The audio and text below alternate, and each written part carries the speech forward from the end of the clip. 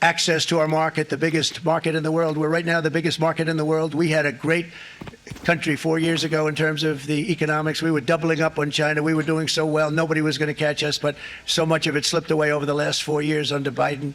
I campaigned on this policy throughout last year, and today that promise was made, and it was also a promise, as you know, that was kept. Promises made, promises kept. To any company that objects to our common sense reciprocal tariffs, again, reciprocal, back and forth, and I call this kind reciprocal. This is not full reciprocal. This is kind reciprocal. But what we do is we cut it in half. We charge them. My answer is very simple. If they complain, if you want your tariff rate to be zero, then you build your product right here in America, because there is no tariff if you build your plant, your product in America. And we've seen companies coming in like we've never seen before. Likewise to all of the foreign presidents, prime ministers, kings, queens, ambassadors, and everyone else who will soon be calling to ask for exemptions from these tariffs, I say, terminate your own tariffs, drop your barriers, don't manipulate your currencies. They manipulate their currencies like nobody can even believe, which is a bad, bad thing and very devastating to us, and start buying tens of billions of dollars of American goods. Tariffs give our country protection against those that would do us economic harm, and many people were looking to do us economic harm. Maybe not so obviously, but they were doing tremendous economic harm. But even more importantly, they will give us growth. These tariffs are going to give us growth like you haven't seen before, and it'll be something very special to watch. I am so looking forward, and Brian, it's going to happen even faster than you said. You know, you might say, but it's already started. It's already started. Work's already begun on plants all around the country, and you see that it's before. These are big, rich companies. We have $61 billion started on a big plant going up. It's going to be announced over the next 2 days, and they already started work. Many of these the biggest companies in the world, they've committed to build. We're going to build, sir. And they came here to see me, and wanted to know if they could have a press conference. I do as many as I can. I'm pretty busy trying to stop Russia and Ukraine and the Middle East. We got to stop that. We got to stop the Houthis, which we're making tremendous. They like shooting ships down and out of the water, sinking ships. They get a kick out of it, but they're not getting such a kick out of it now, are they, Mr. Secretary? They're not getting such a kick out of that now.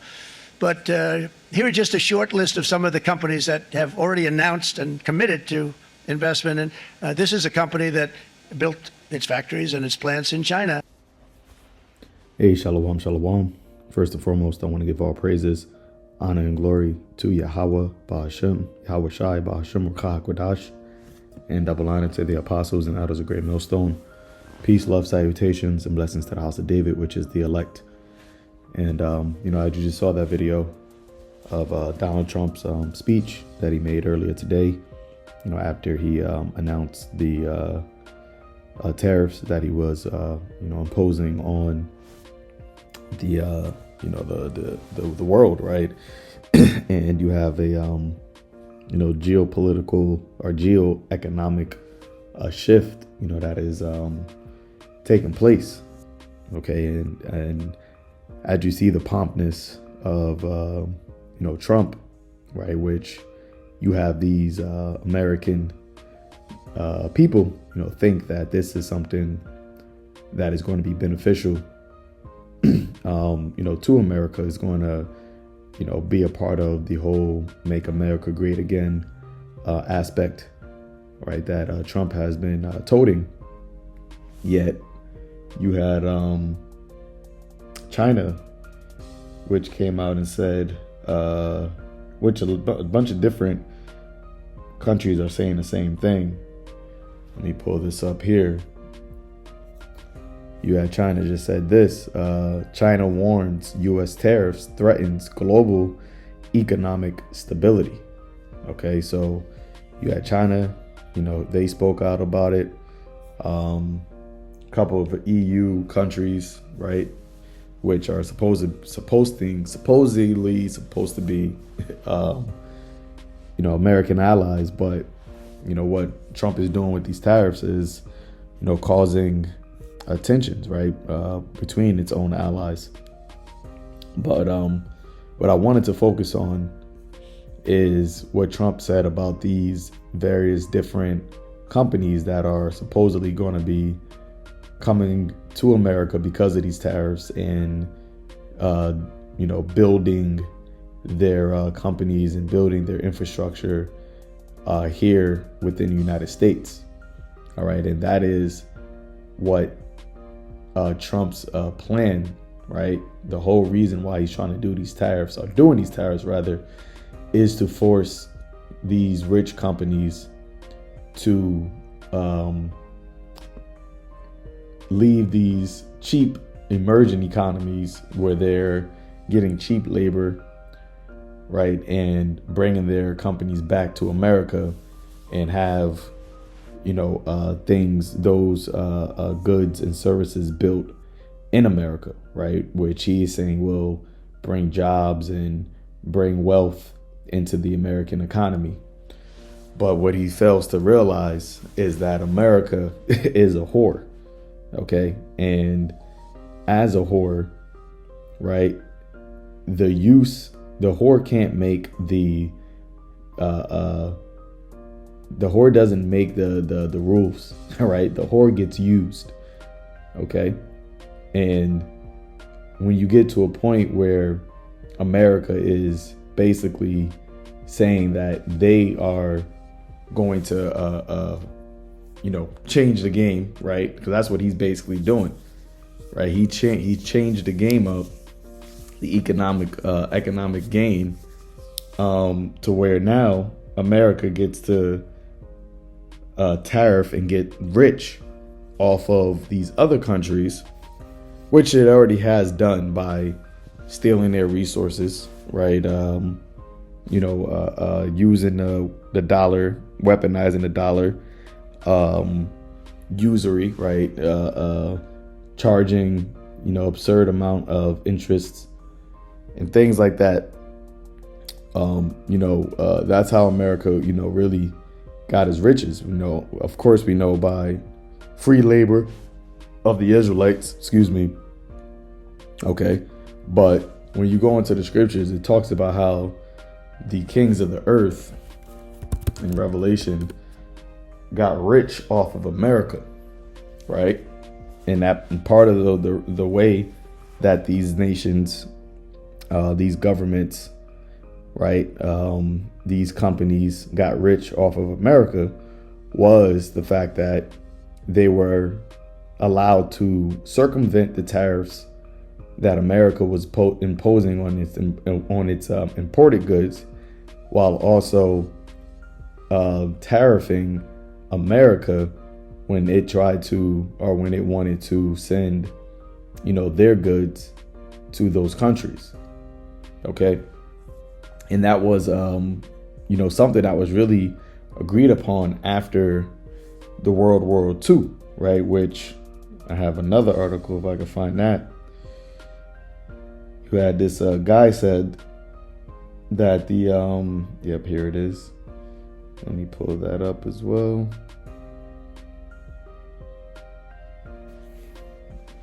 So this is a senior official from the White House, says the post-World War II institutions are no longer fit for our times and our economic situation.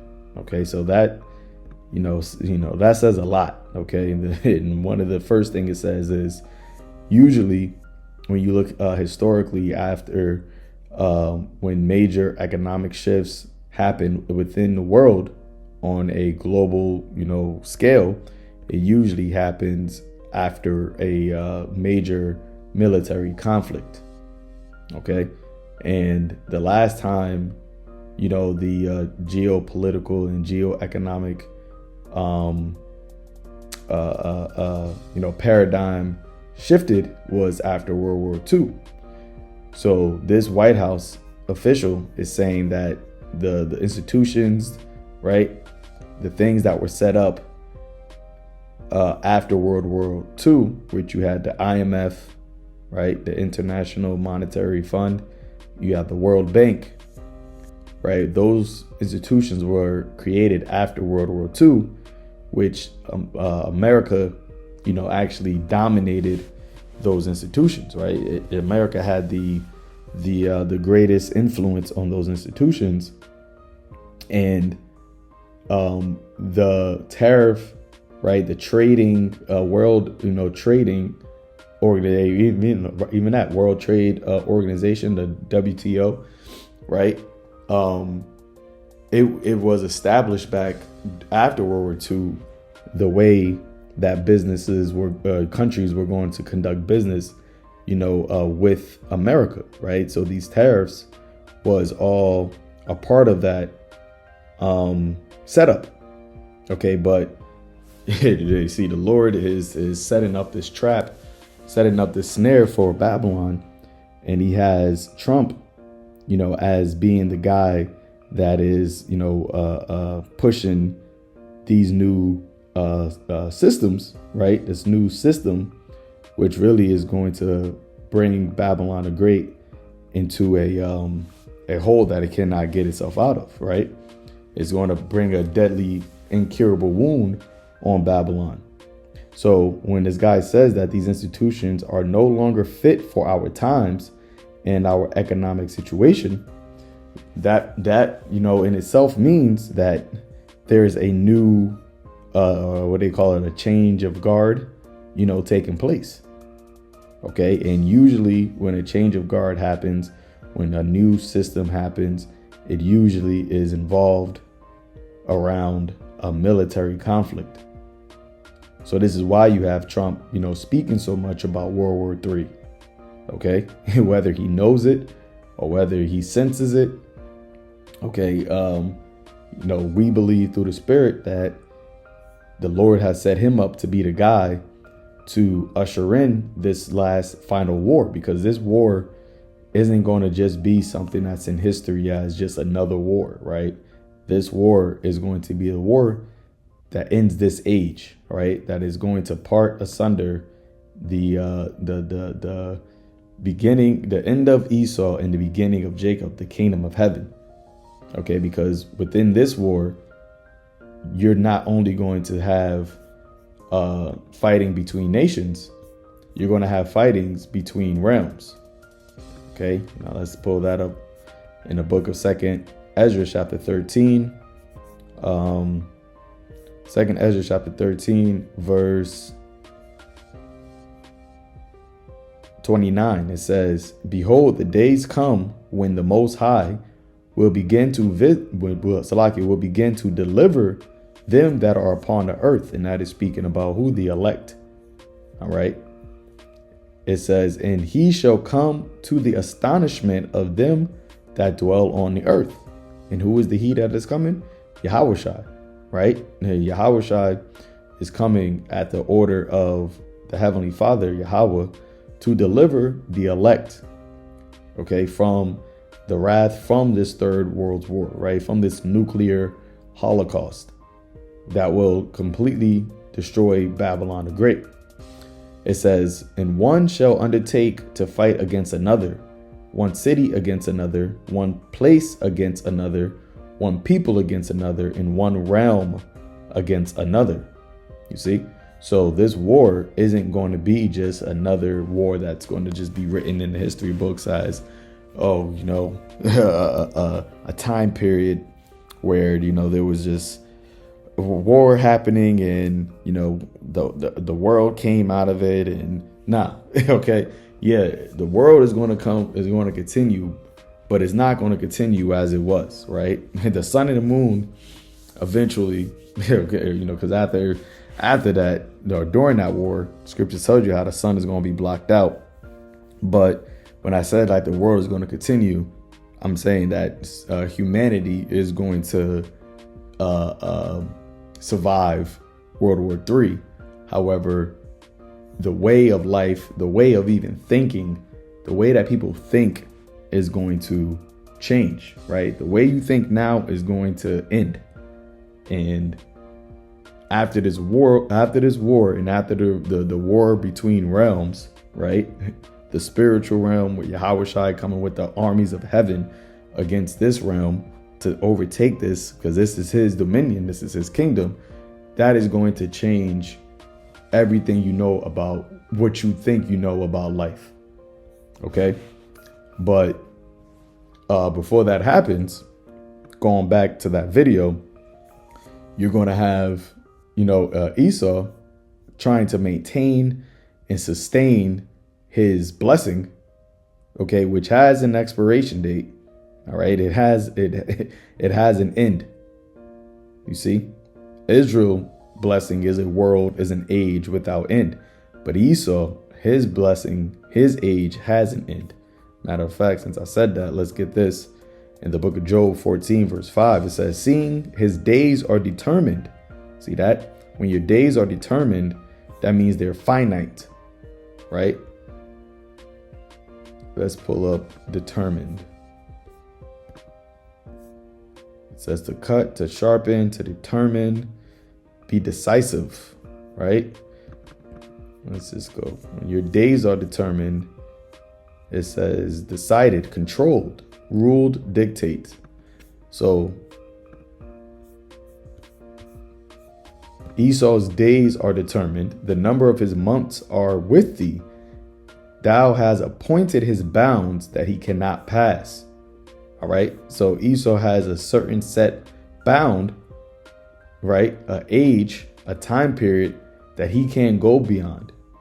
Now, in his heart, the pride of his heart has deceived him.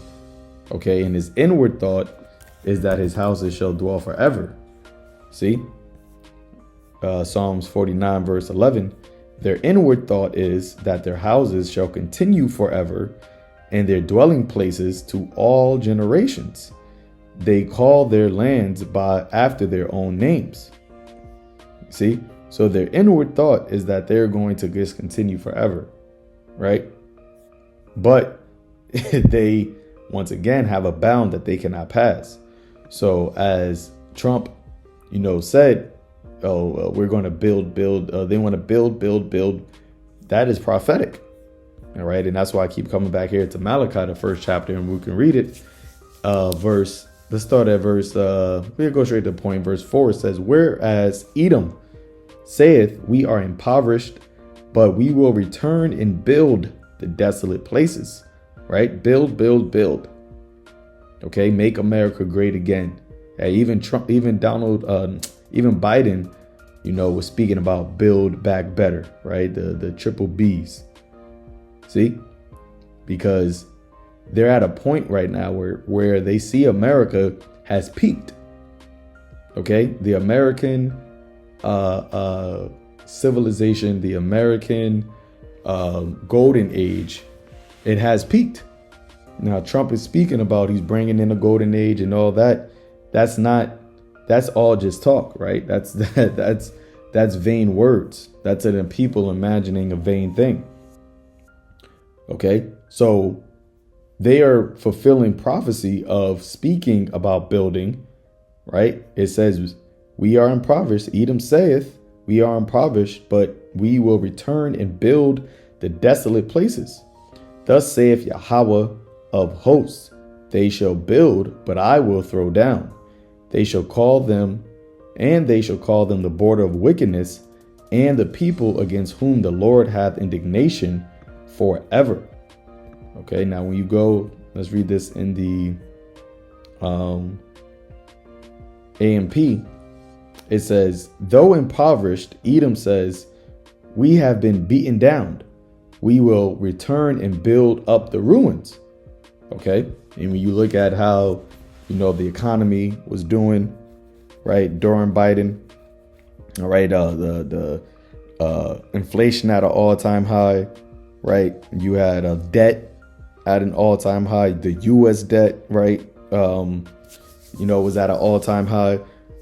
So all these things were showing that the economy of America was crippled. Okay, and that's really why Trump. That's what Trump really campaigned on. The fact that Biden was destroying the economy, right? Which therefore was destroying the standard of living for Americans, right? Rent was at an all-time high, interest rates, all-time high. Like I said, credit card debt, all-time high, student loans, all these things. People was just struggling to make ends meet. Okay, you had the dollar store. They were saying how they're starting to have six-figured people, shop at their stores because things are so expensive. Okay, So this was the rhetoric for the past 4 years. So now that Trump comes into office, right, he is pushing this idea that, oh, well, no, we're about to make America rich again, right? We're about to build the desolate, the ruins of the American economy by tariffing, right, all these other countries. Okay. And that's going to force these rich businesses to come into America and build their companies here. And that is how we're going to revive the American economy. That is how we're going to get American, the American economy wealthy again. See? So this is why, as we read it here, read it again. I'm going to read this. Actually, I wanted to read it in. Yeah, read it here in the NASB.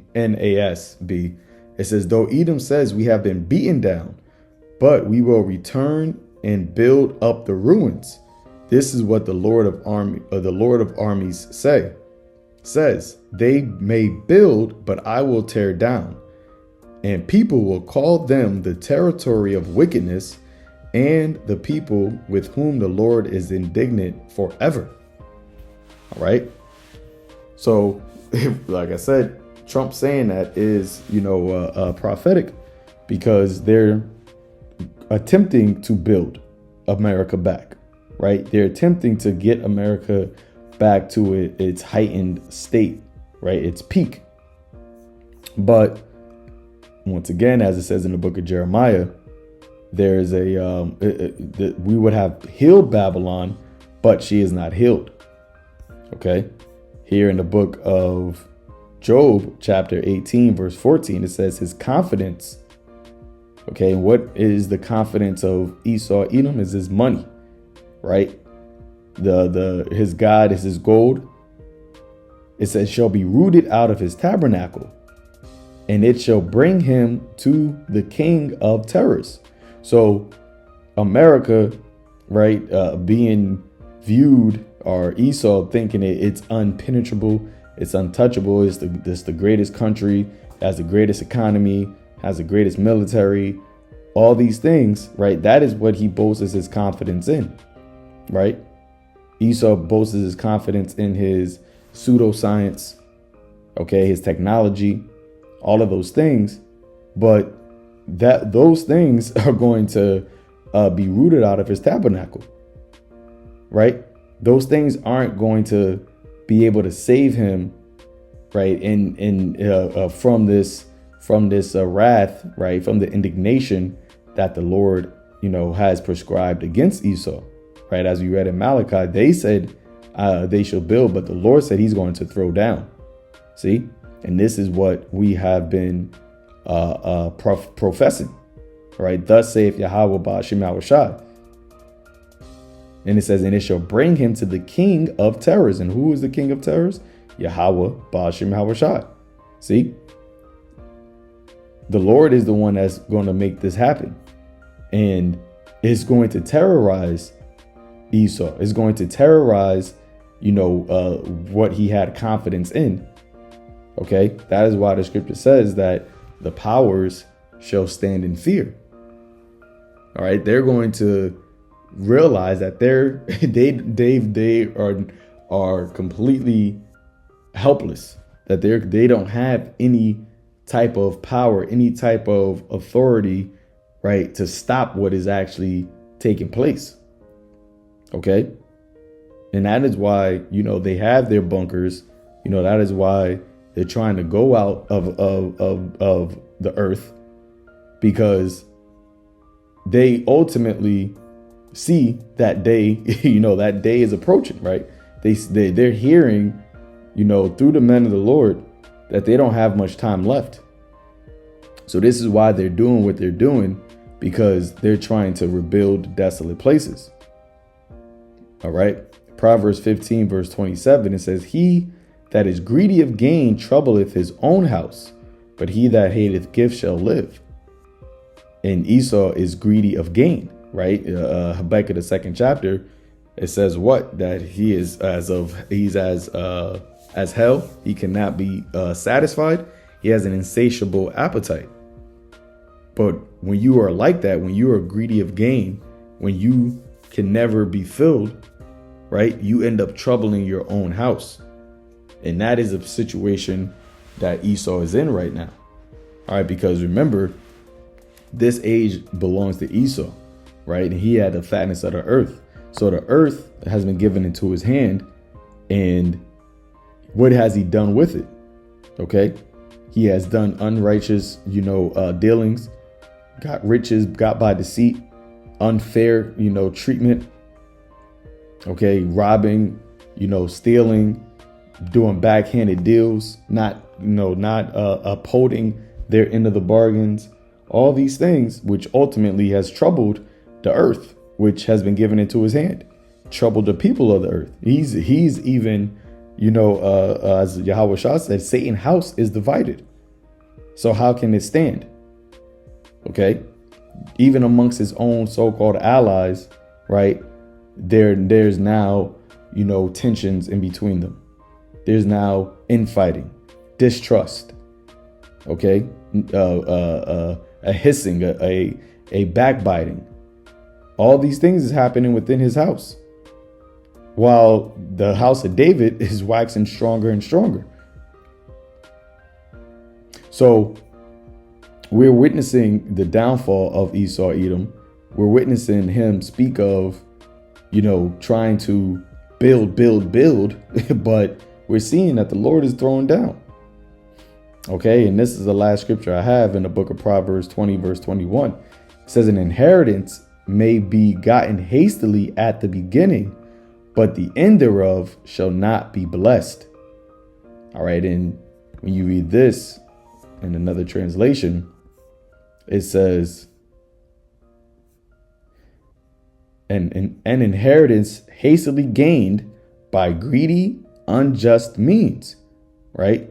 Sirach, the 10th chapter says, because of unrighteous dealings, injuries, and riches got by deceit, the kingdom is translated from one people to another. And that is where we are basically at. Okay, of course we have, a few more prophecies to get to, but we're at the end of this kingdom. We're at the end of Esau's rulership. And remember, the way that he inherited, right, what he called manifest destiny, but the way that he inherited this blessing, right, the blessing of Babylon the Great, to him, really, it's a curse. Because remember, the Lord said that these are the people of his curse. So he looked at this as a blessing, right? He looked at this as, God is with us. We are the greatest people. We did it, right? Now he gotten so bold. He said, what? Now, I shall be like the Most High. Okay, I shall set my throne in the stars of God, in a congregation in the sides of the north, right? My technology will make me superior, to God. I shall be able to see everybody. I should be able to be in people's thoughts, control, their minds. See? But as it says, an inheritance hastily gained. And when I looked up, where is it at? I looked up, I typed originally, is America the fastest country to gain world dominance in history? Gave me a bunch of stuff. And then I said, did it peak faster than other historical empires? So when you look at it, I'm not gonna read this whole thing, but basically it says America's peak, its climb to the top spot of global influence, does stand out as faster than most historical empires when you look at the timeline from founding to dominance. Okay, so it speaks about Rome, okay, where it says Rome took a few hundred years, right? It says the British Empire, right, the seventh, right, which the eighth came out of, which the eighth is America, and the seventh, I'm speaking about the seven heads in Revelation, the 17th chapter, right? And it says there was a seventh, which that was speaking about the British Empire. All right. It said, starting with the colonial vestures, vestures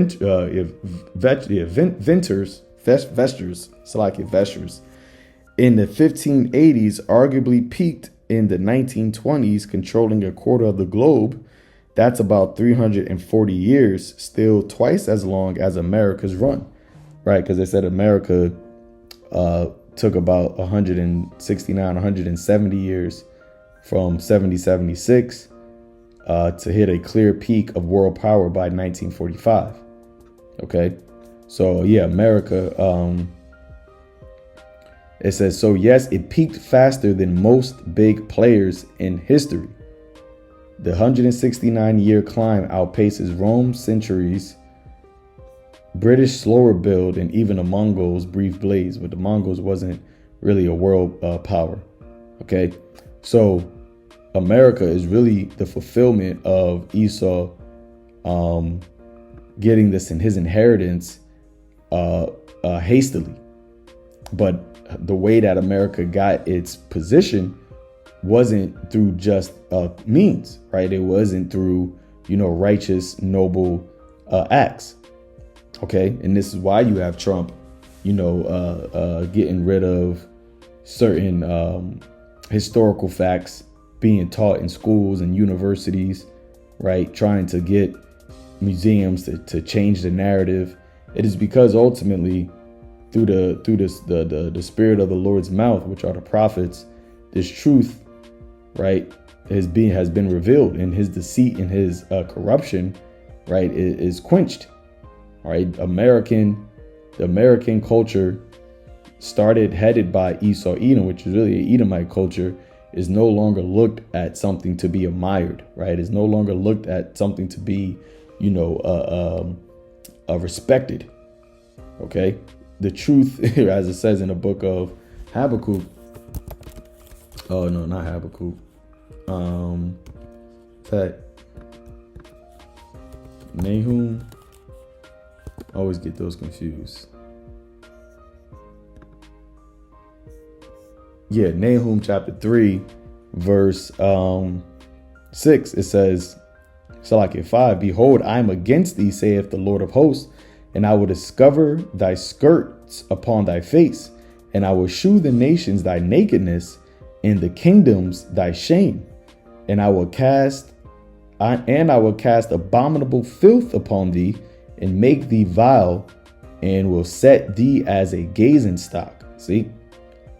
So the Lord, showed the world, right, through, the spirit of his mouth, the prophets, right? Even these so-called truthers, right? Just the truth, starting with the men of the Lord, but the truth now flourishing, people, not just believing the narrative that is on mainstream media, believing the lies, right? That Esau has perpetuated. That is no longer, the main talking point. Now people know the truth, right? And now people, have the ability to go further than just what is on your nightly news, mainstream media. Okay. And that truth has been pushed out throughout the world. So now people see what Esau is really about and what America is really all about. Okay. And now is this place being, the shame is being shown, okay, to the kingdoms. Right. So this is why you had Trump, and even in his first administration, he said it's a dangerous time to be a Edomite. Well, he said a so-called white male, but an Edomite male, right? Which is really, that's what is really a dangerous time to be an Edomite man, because the judgment is set forth. All right, Esau, from the garden, he's been running amok, doing nothing but wickedness throughout the world, and then hiding his hand, right? Committing all types of atrocities, right?